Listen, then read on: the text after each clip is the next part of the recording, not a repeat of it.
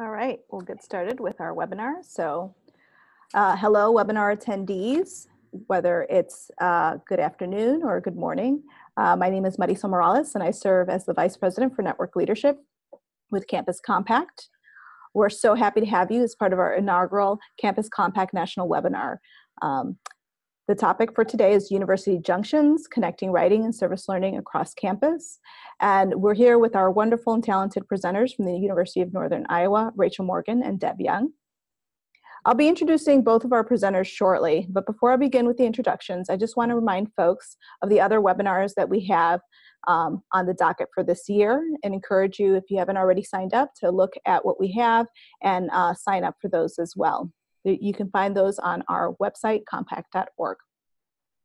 In addition, I'd like to plug our Compact Nation biweekly podcast series that's hosted by President of Campus Compact, Andrew Seligson, Emily Shields, who's the Director of Iowa Campus Compact, and myself.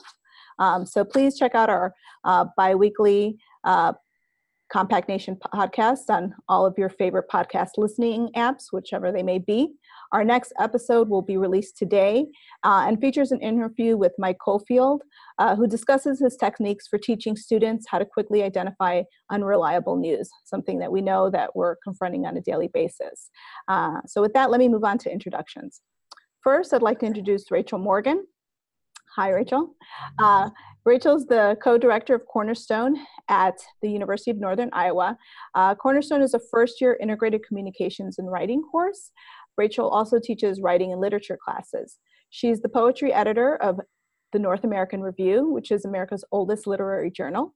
In addition, she teaches distance education courses at Johns Hopkins University, and she's also author of a chapbook, Honey and Blood, Blood and Honey, and her poetry has appeared in several anthologies and literary magazines. I'd also like to introduce Deb Young. Deb also teaches in the first year integrated and communication and writing course, Cornerstone, at the University of Northern Iowa. In addition, she teaches composition courses where she integrates service learning into her coursework. Deb is currently working on a PhD in rhetoric and professional communication at Iowa State University. Prior to her career in academia, she worked for 10 years in public relations and nonprofit management, and she served as the Director of Public Relations and Marketing for Hawkeye Community College. Welcome and thank you to both of you. And at this time, I'll turn it over to you all. Thank you. Thanks so much for joining us today. So just a little bit of housekeeping information. The way that we're going to run the chat feature so that we can all use it is we're going to have some chat moments where we'll let you know. We're not going to be monitoring it during the actual talk, and then we'll open it back up at the end for chatting questions to us. So if you could advance us to slide 3, please. And we want to open up the discussion today to find out a little bit about what's challenging for you in the specific courses that you teach in service learning and writing and integrating that. So you can use the chat feature now. Maybe it's things like feeling the pressure to grade everything, time commitment that you have, adding additional assignments in. So share with us some of the challenges that you have when you use writing with service learning in your courses.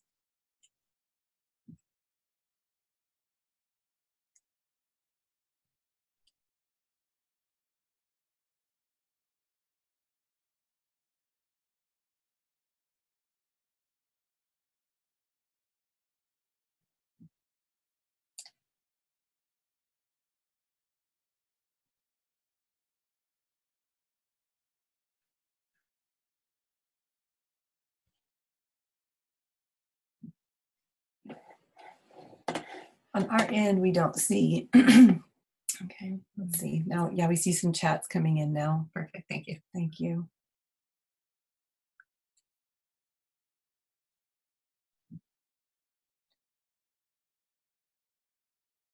So we see some thoughts about how do you writing, which can be viewed as inherently subjective, how do you align that with a rubric that would be more objective? Oh, scheduling. providing that timely feedback, especially the length of a lot of writing assignments is challenging.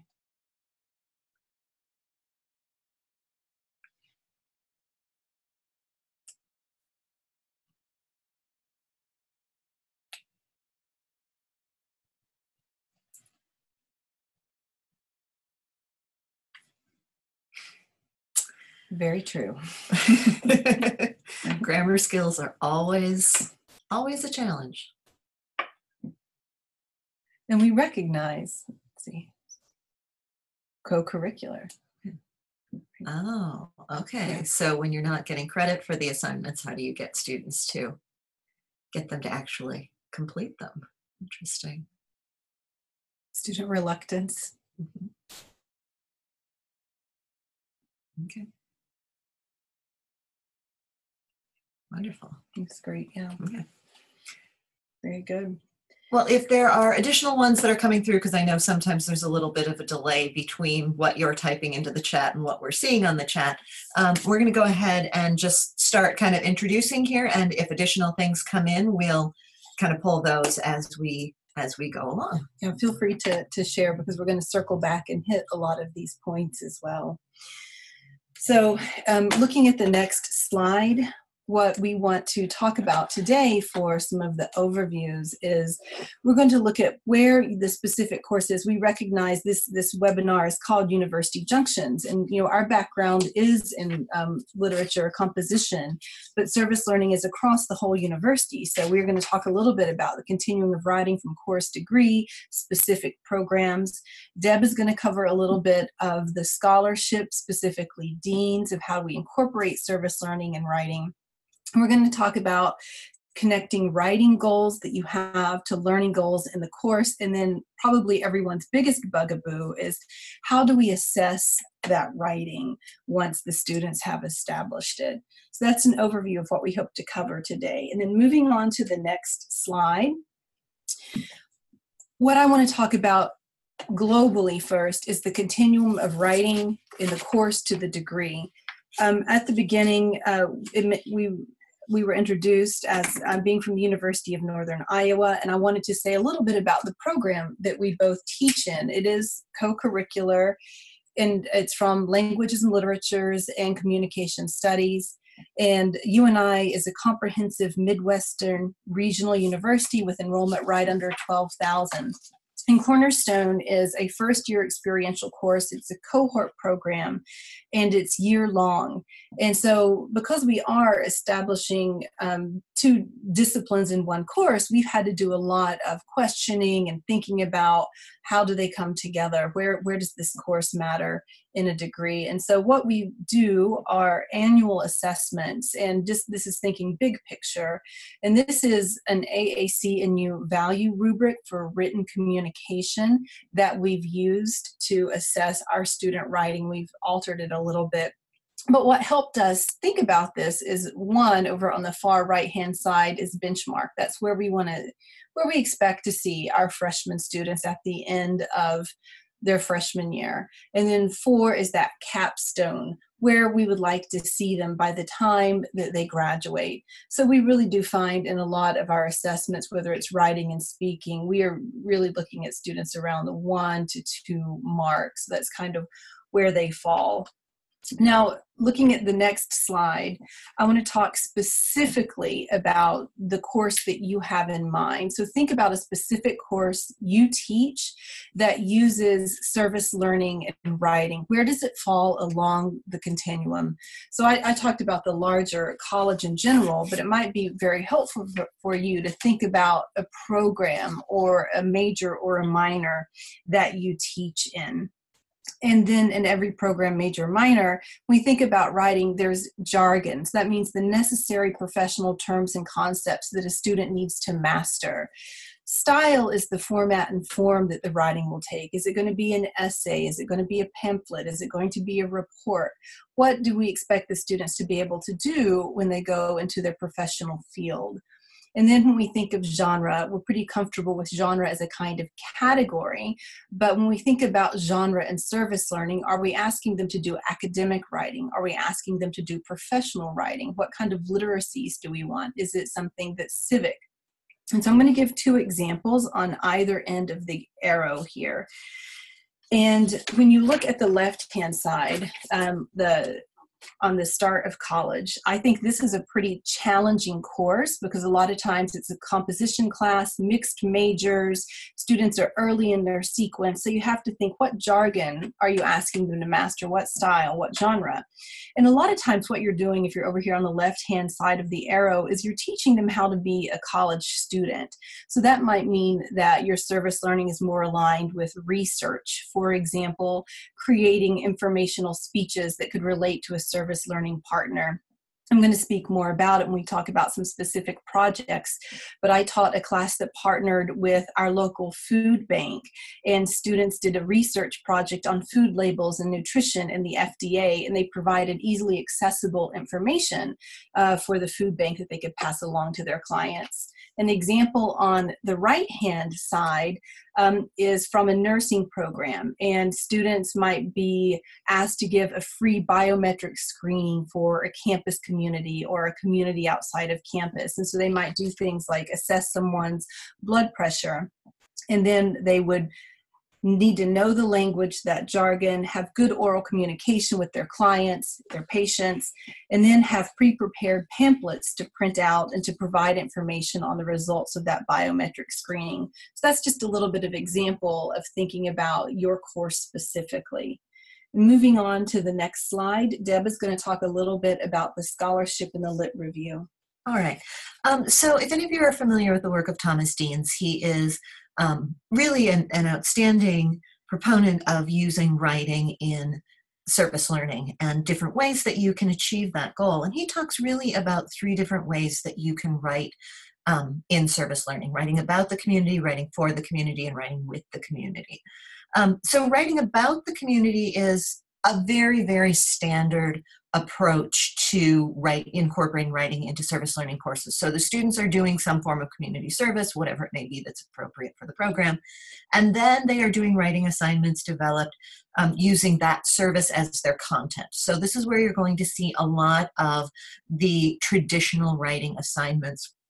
For example, a scholarly research paper on elementary literacy interventions using service, where students are going out and doing literacy programs or running literacy programs or volunteering with individual students in their community. So that would be an example of writing about the community. The service becomes the subject of the writing. Writing for the community is where students are still providing service of some sort, but part of that service is developing materials needed for the community partner. And so the example that Rachel just used in terms of creating a brochure about impact of blood pressure issues for an organization to be handed out to community members would be an example of writing for the community. So this is where we're getting into more of those professional documentation pieces as opposed to the scholarly research type of writing. And then finally, writing with the community is the most intensive. Often it involves a lot of upper level writing coursework where students are actually partnering with members of the community to develop collaboratively some sort of a piece. So you think about students who are working with a senior citizen community and are helping those community members to be able to write memoirs or oral histories or things of that nature. What we're going to be focusing on today is more the about and the for, as opposed to with, just because that's not the type of writing that you tend to see outside of English departments or perhaps sociology departments, things of that nature that are trying to create those oral histories. So we're going to focus more on the about and the with for that. And with that, if we can head to our next slide, please, and a poll. So we're going to cover each of these 5 types of writing with some project-specific examples and some examples of student work. But we're going to launch a poll and ask which kinds of the writing listed below do you use most frequently in your class? Thinking about that service learning class that you use. We'll give a second for the answers to come in, and then we will have the results shared.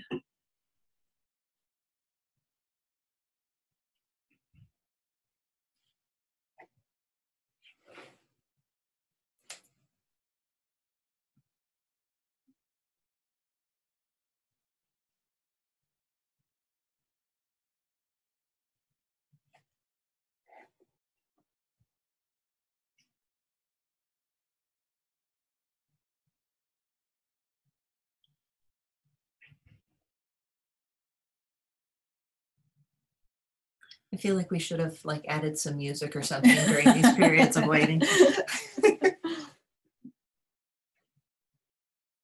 That would be nice.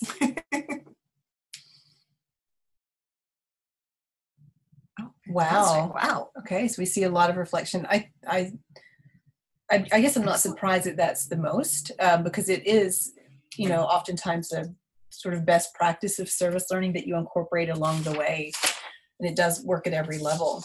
All right, great. All right, thank you. Well, we will start with reflection, so that works out quite well for us. So we are going to talk a little bit about a couple of models for reflection in order to really incorporate that writing aspect of it. And as you can see there, we've got the quote from Barbara Jacoby about why we do reflection, why it is so important. But I think it's really important to think about how we do reflection as well.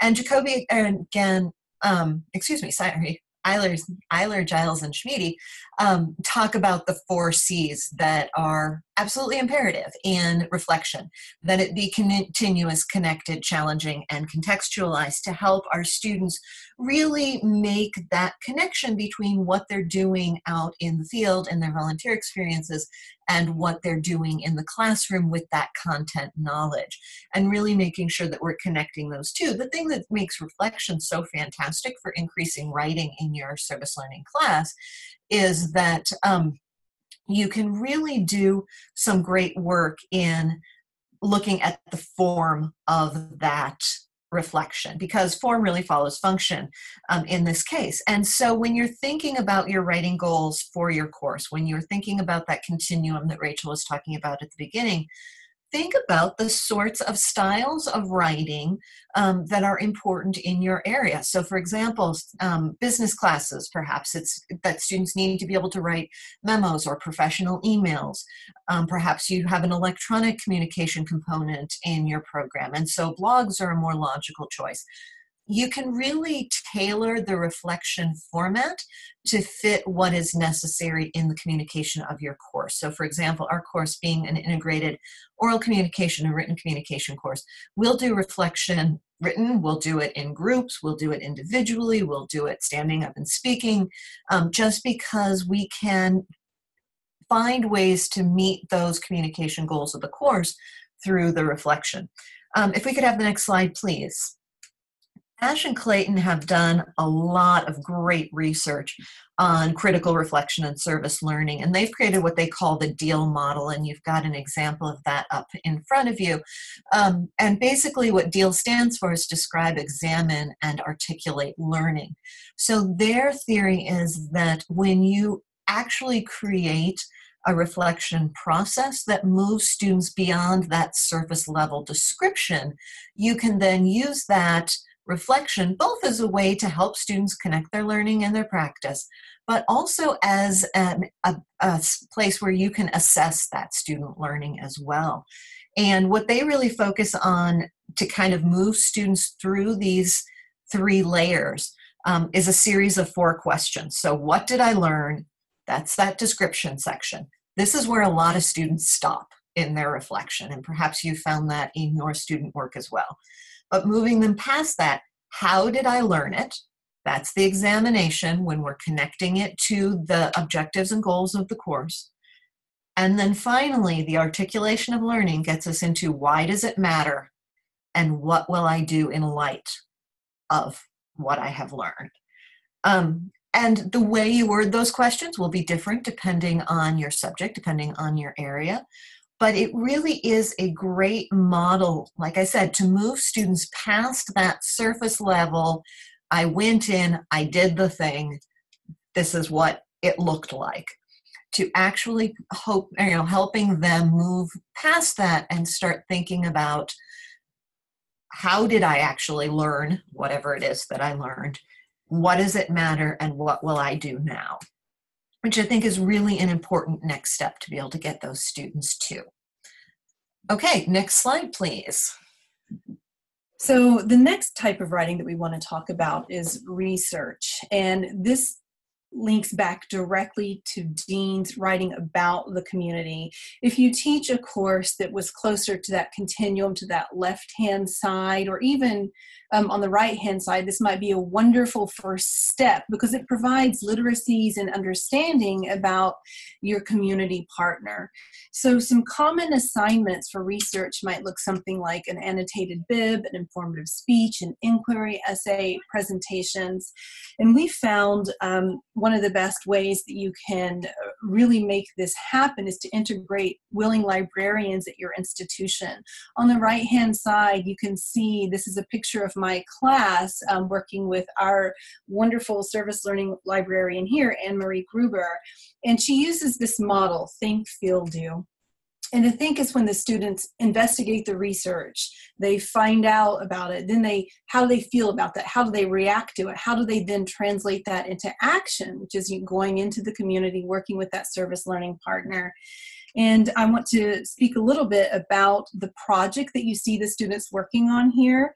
This again is a cornerstone class. So these are freshmen, these are first year students, and I developed a year-long service learning project because it's a cohort class, fall and spring semester, called Food Insecurity from Research to Action, that investigated food insecurity in the Cedar Valley, and we worked closely with the Northeast Iowa Food Bank, 50 freshmen, across 2 sections.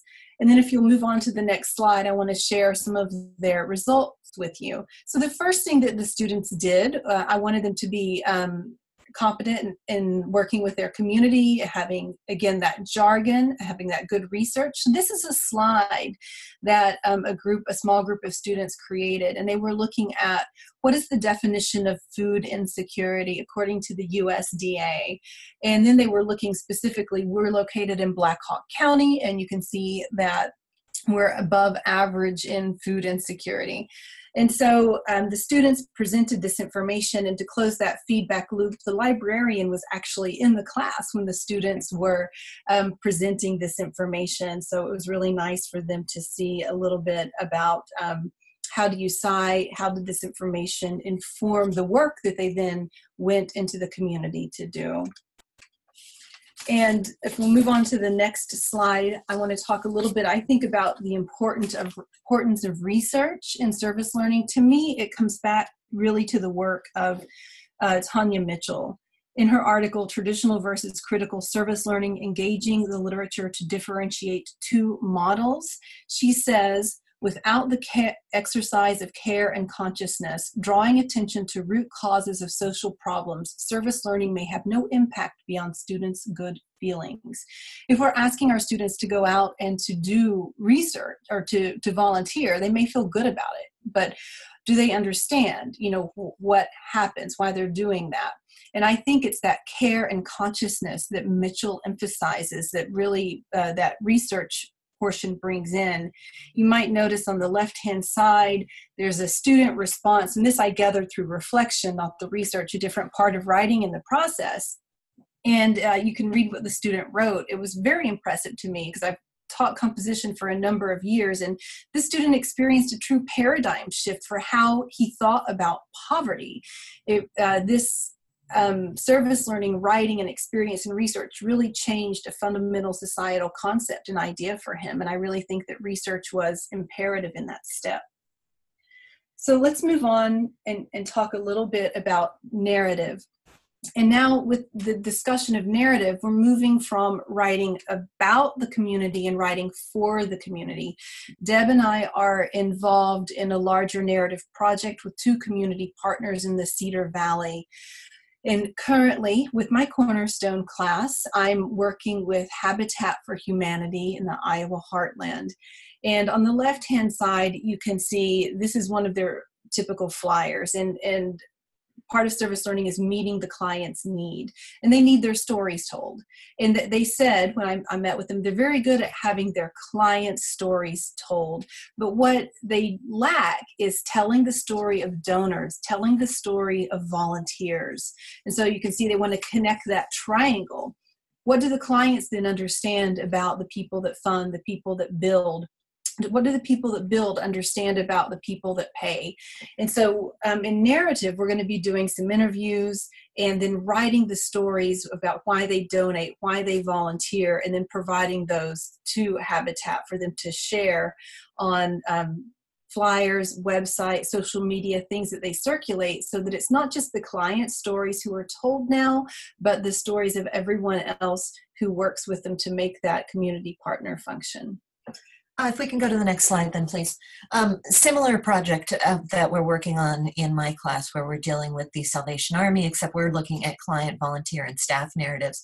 And I want to just pause here for a second and talk about why narrative might be something that you might want to try in one of your classes, because narrative is often thought of as something that those of us in the English department do. We're telling stories, right? But when we think about it, humans are a storytelling animal. It is, without question, one of the most persuasive tools we have in our persuasive arsenal. And so helping students in areas other than English know how to tell the story of what they're doing and be able to tell that story well is a really important skill in a lot of areas. Think back to the example that Rachel gave at the beginning when she was talking about nursing students. Being able to take scientific information and package it in a manner that the general population can actually use that information is such a vital, vital skill. And often narrative is a tool to do that. And so being able to think about how we can help students tell the stories of their field, whatever that field might be, is really an important skill to have. And so I think that this is an area that a lot of people don't use in their writing classes outside of the English department, but I really would encourage you to look and see if it's something that might work well for you. The other advantage to narrative is they're often fairly short. So when we were talking about questions at the beginning of grading and assessment and time, narrative can be a tool that you can use to have students writing in their field in an area that's fairly easy to work into the process. All right, next slide if we could, please. So we're looking at writing for the community again, and this is the area of professional documents. These are all pieces that my students have done for the Salvation Army in previous years. And basically, it goes back to what we were doing at the beginning of this webinar in talking about how you can think about the documents that are necessary in your field, the types of writing that students are going to need to know how to do when they get out of the program. Because when you have that list of projects, then sitting down with your partner makes it a lot easier to come up with items that they need and that also fulfill the goals of your program. Because as we all know in critical service learning, reciprocity matters. And so being able to come up with a list of items that will suit your needs is really, really important. In the case of my classes, they've been doing work with the Salvation Army. They met with the staff there. Like most nonprofits, the Salvation Army staff is extremely overworked and understaffed. And so they had some things that they've been wanting to put together and just hadn't had the opportunity to do. So my students were able to provide the research that the organization didn't necessarily, again, have the time or the expertise to do, and put those into packages that the students could then use. An example of this outside, again, of a program teaching writing, my daughter actually was part of a program in her middle school where they were making little lending libraries, which if you've ever seen, those are those little tiny boxes that people put in their yards and people can take a book, leave a book. And they partnered with a tech ed class here at UNI, and the tech ed students wrote the instructions for how you put together a little lending library. And instructional writing in technical education is really, really important writing and a very important skill. And then the students did some research as to where they were going to put these libraries, why they should do them, the impact, that sort of thing. And then they got together and actually built the libraries. But I thought it was a really nice example of writing being done in a field outside of a writing field that still progressed the goals of that course in a way that was very important for those students. And if we can move to the next slide.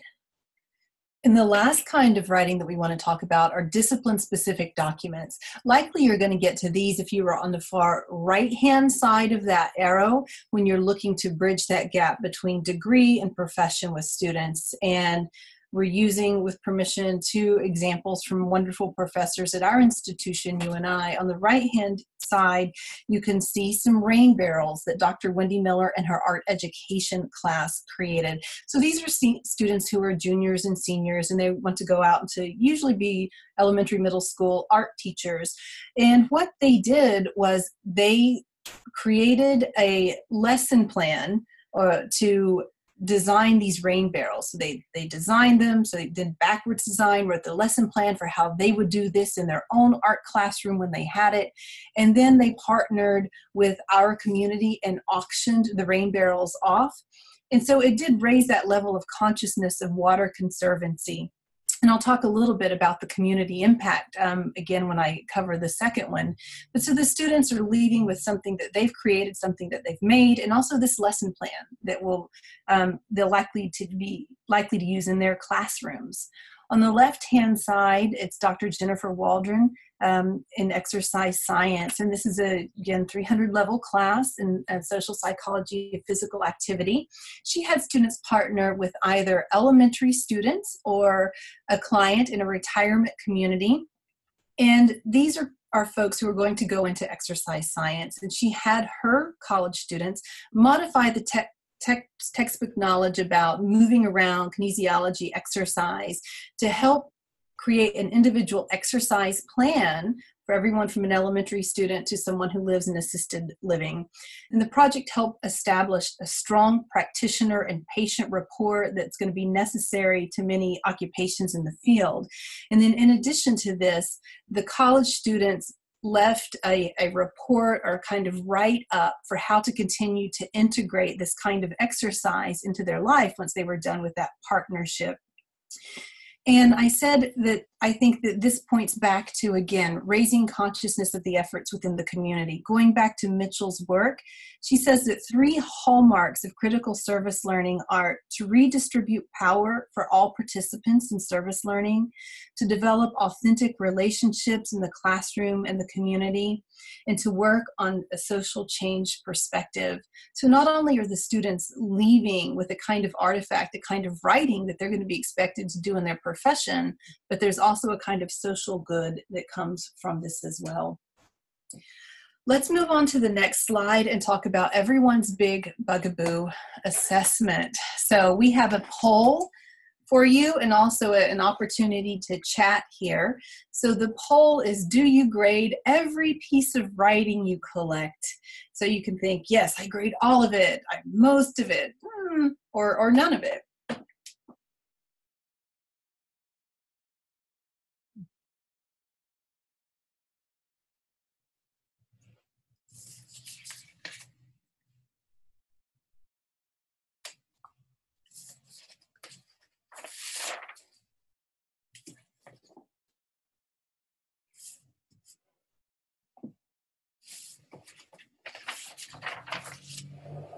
We'll give a second for those answers to come in.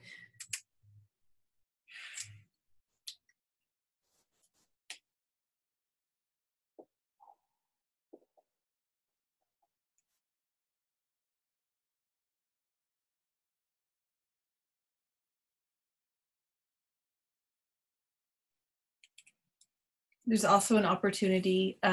We do see a great chat question that was brought in earlier, and we'll address that when we get to the question section at the end. But this is also an opportunity to chat what might be some of your biggest concerns or problems when it comes to grading or assessment of writing.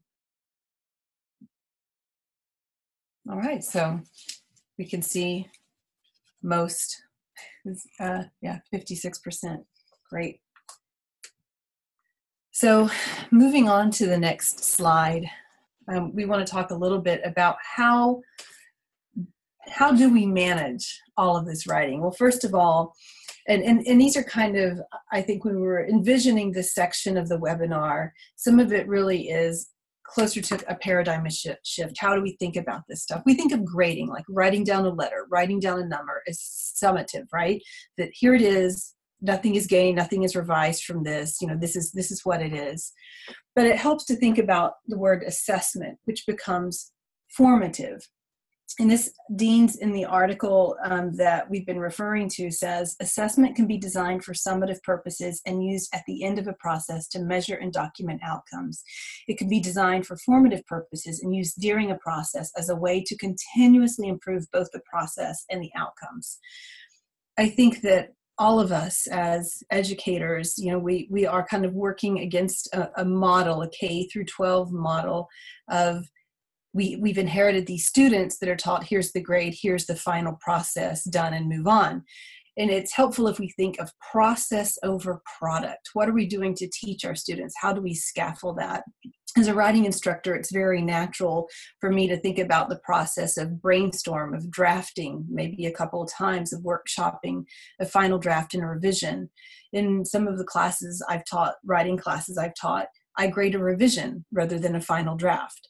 And so what is it that, we want to grade? What's the process that we want our students to learn? And if we can emphasize process over product, I think that goes a long way in balancing and thinking about what do we grade, what's formative, what's assessment.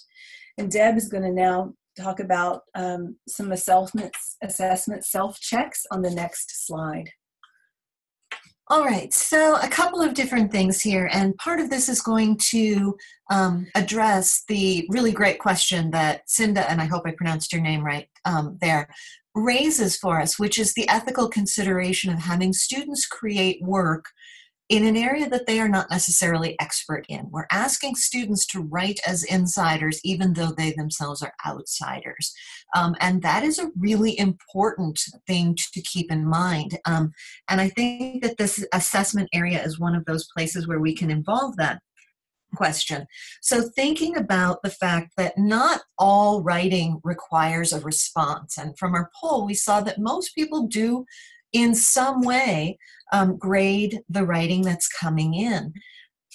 And even the writing that does require a response doesn't necessarily require a response from us. And so there are a couple of ways to work with that. One is student feedback. So we're looking at peer feedback where students are providing feedback on each other's work. This is a great point in that earlier point in the process, like Rachel was explaining, when students are able to respond back and forth to each other on what they're learning and how they're expressing what they're learning. This works really nicely in reflective writing for students to be able to kind of comment and question and push back on each other's viewpoints that they're doing, as well as in more formal writing that may be getting turned in at some point for a grade. The other great place for feedback and helps address the issue that Cinda brings up is partner feedback. And so having our partners in our organizations that we're working with provide some of that feedback for the students. So for example, the narrative assignment that Rachel and I are working on right now, one of the classes that we're going to have in there, we're going to Skype our partner in from the Salvation Army in order to save her the time of not having to run to campus and deal with all the parking and issues that we all know happens when you try to come onto a college campus. But the students will have emailed her a draft of their writing in advance, and she's going to do a writing feedback with them. How does this look? Is this getting to what we're trying to get to? Gosh, these assumptions or these statements that you made about our client who's living in the homeless shelter, the way that you've worded them don't make her look very good. Whatever it might be that she's concerned about before that would get released out into the public. And so making sure that the partner is an active part of that writing feedback. And I think that particularly those areas of writing for the community, this is absolutely essential. They are that final gateway between the information that our students are producing and what's going out into the community. We are creating this for them, and it is part of their responsibility and that reciprocal relationship to be able to make sure that what we're producing is appropriate for them to then use. And so that partner feedback is really extremely important in terms of the writing for community types of writing assignments. And so making sure that if you're designing those type of writing assignments, that you're developing them with your partner in such a way that they feel both empowered and a part of that process. That does also raise a really interesting challenge in terms of assessment. There's some great work, again, done by deans on activity theory and looking at the position that we're placing students in with these writing assignments. The fact that academic writing is usually designed to demonstrate knowledge. The fact that we have achieved a certain level of knowledge, we have achieved a certain level of proficiency in the work that we're doing. Writing for the community does not necessarily have that same goal. What our partner sees as being a great piece of student writing might not be exactly what I see as being a great piece of student writing, which then leads to that really interesting question in terms of assessment and grading. If it's a great piece of writing for my partner and she thinks it's absolutely fantastic and exactly what they need, but I, someone who is knowledgeable in narrative theory and how a narrative structure should work, looks at that piece and says, yeah, well, it doesn't quite match the way a narrative structure should work. How do we then grade that assignment? And so there are a lot of questions that we've got to raise if we're going to bring more of this writing into our service learning classes, and some really important questions that we've got to wrestle with. And we've got to help and support our students in wrestling with, because for them, the answer is the teacher who grades me. That's the person I want to make sure likes this piece.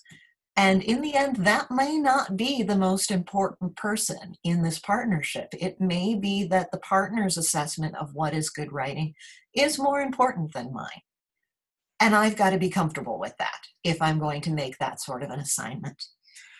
Finally, one last piece in here is the idea that writing is an alternate way of assessing work, not necessarily an additional way of assessing work.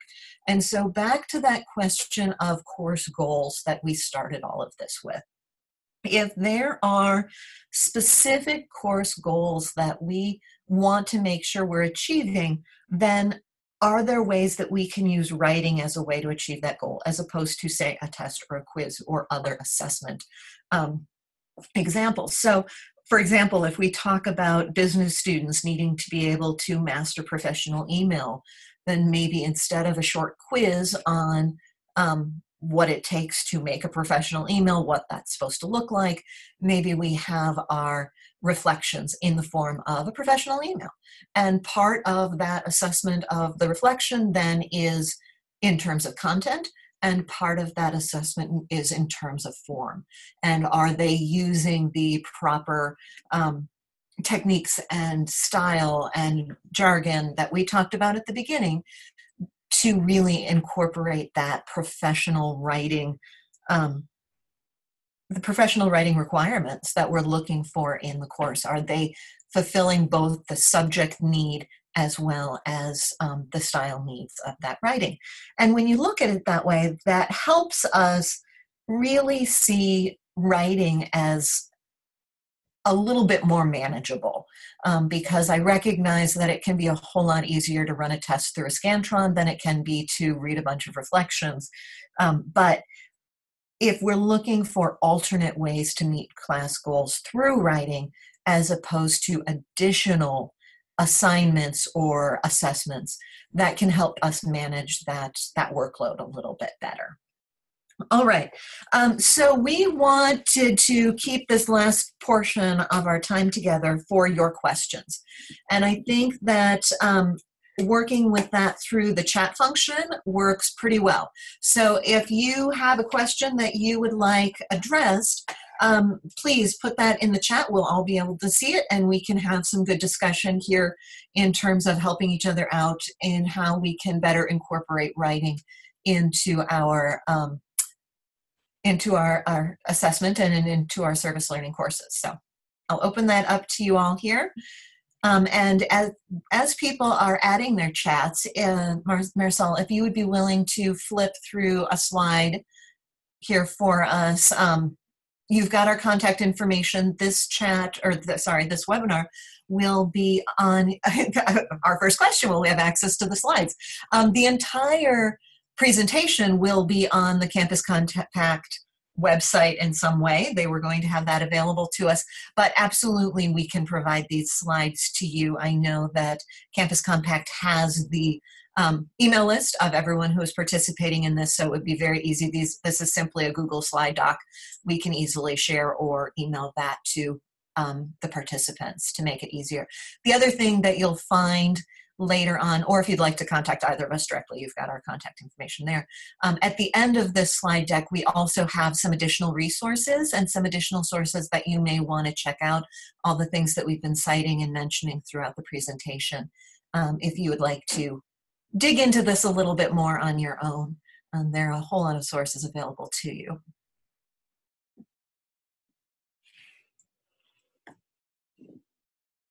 We'll leave the chat feature open just for potential questions that may come in. And I do want to address the point, the chat that came in about particularly students in the medical field. At UNI, we have the Service Learning Institute here, and it draws from across campus, and my colleagues in Health and Human Services and Promotions did express this exact concern. Actually, the nursing example that I gave, my mother is a nursing professor, and this is something that she has done with her upper level nursing students, and she has partnered with the hospital in her community that a lot of the students will go in and have an internship or a working relationship or do some observations at. So that's pulling in that third community partnership, right? So it's not just that here are nursing students serving this community with a biometric screening, but is there a willing participant in the larger community to oversee that student writing that work so that, somebody in the medical field is not, doing harm or circulating inaccurate information that we often see in student writing. So having, again, that another audience look at it and go over it.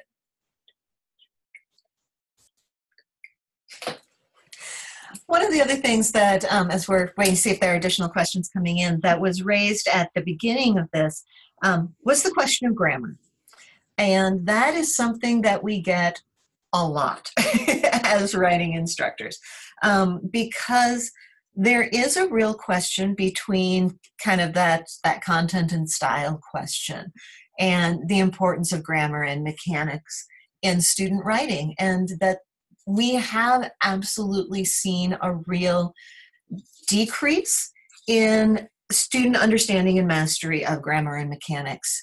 Part of that is because there is a real shift in terms of how we teach grammar and mechanics. The good old-fashioned drilling that a lot of us probably grew up with, sentence diagramming and all that great stuff.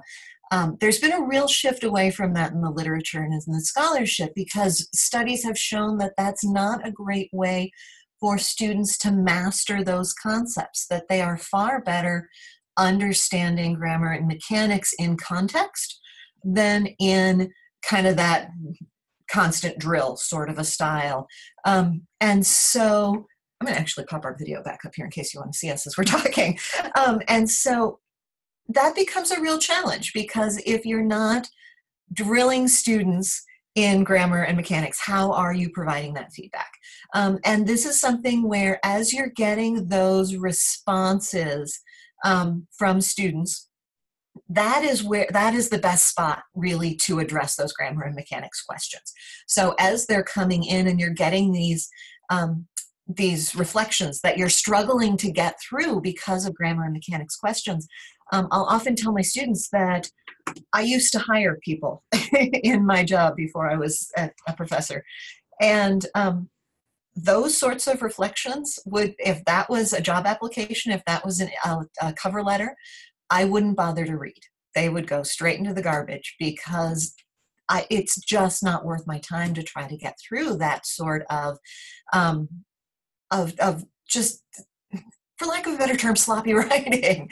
And so trying to help students understand the impact of not taking the time to proofread, not taking the time to edit, that is a part of that process.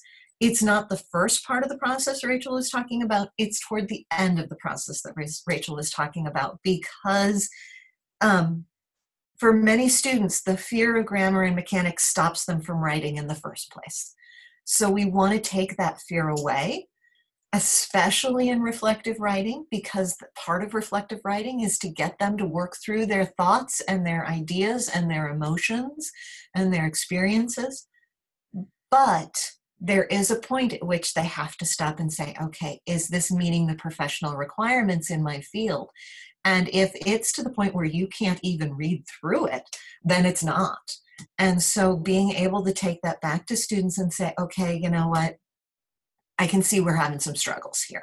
And what I would suggest is that you work with the writing center that you have on your campus, or whatever resources you have for students in order to help them improve in their nitty-gritty writing practices, to kind of put that back on students of, okay, you know, we're trying to practice professional writing here, and this doesn't meet those standards. So here are the resources that are available to help you meet those standards. And, you know, whether that's you or whether that's an outside source through a writing center or whatever. And now that you've got the content, now that you've worked through your process, now we've reached the stage where we have to start working on polishing. And that's a part of it. I would add, anecdotally, what I've observed in my classes as well is this is breaking the model of teacher-student, right? The classroom is outside. So now that the student knows that someone else is going to be reading their writing, they do put more proofreading into it. They're aware that someone else, and it's not about the grade, it's about having their writing published, you know, having their writing out in the world and seen. And that makes a big difference to them as well, that they're willing to say proofread, maybe when they wouldn't have if it were just like an essay for a class. And another question came in, and it is, do you find writing about expectations for service learning at the beginning of the course helpful as students reflect on their learning experience at the end of the course? I personally scaffold reflective pieces throughout with a larger one at the end. I tend to think of it as temperature taking, and I don't know if I'm doing this because I mainly work with underclassmen in the beginning of their career, and they're a little bit more hesitant. They're not as well versed in like the language of the university, or if I feel that it helps to address some apprehensions that students may have about service learning. You know, you're asking them to leave the classroom to go into a community. So I find smaller reflection pieces built in to be really critical in understanding where they are. Are they getting the competencies for the community that they're going to be working with? How do they feel about that? And then at the end, they can see, that's where they start to put those big picture pieces together. And actually, tying that back into the grammar question, that also provides you that opportunity to provide that feedback along the way. That first reflection, okay, you've got some really great content here. You're really dealing with some important issues.